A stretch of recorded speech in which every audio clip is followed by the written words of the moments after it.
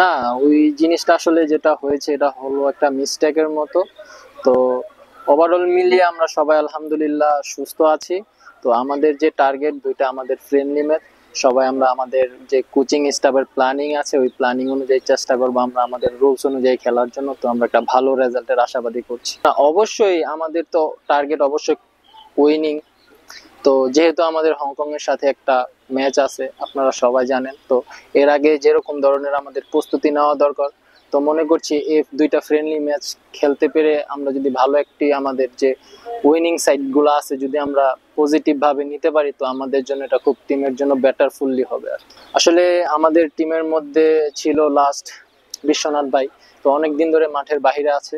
তো আসলে দোয়া করি যেন সে আবার তাড়াতাড়ি আমাদের টিমের সাথে জয়েন করতে পারে। আসলে আমি ব্যক্তিগত দিক থেকে মনে করি যে আমার বিপক্ষ দল যেই হোক না কেন আমার জন্য সে সব সময় শক্তিশালী দল এবং আমার জন্য চ্যালেঞ্জিং। না, আমরা সবাই জানি যে হামজা ভাই আমাদের টিমের জন্য অনেক বড় ইম্পর্টেন্ট একজন।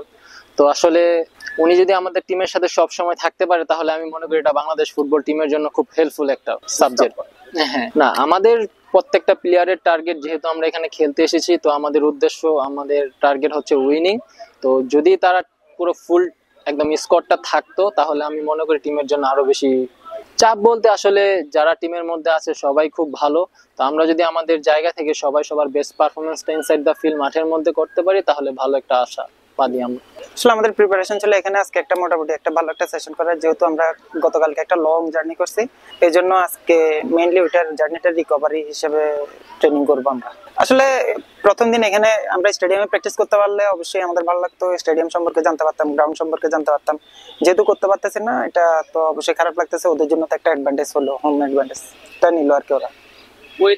ওয়েদার অবশ্যই বাংলাদেশের ওয়েদার আর নেপালের ওয়েদার অনেক ডিফারেন্স, সেটা আমরা সবাই জানি। এই ওয়েদারের সাথে অ্যাডজাস্ট হওয়াটাও একটা বড় চ্যালেঞ্জ আমাদের জন্য। আসলে চাপ বলতে এখানে যারা আছে সবাই এক্সপেরিয়েন্স প্লেয়ার, অনেকদিন ধরে খেলতেছে।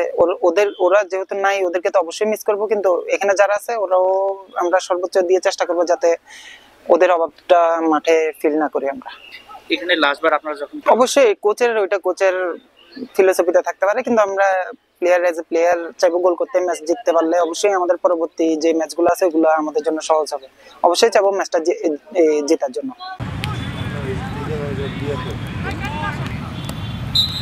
Come on the position, frontal.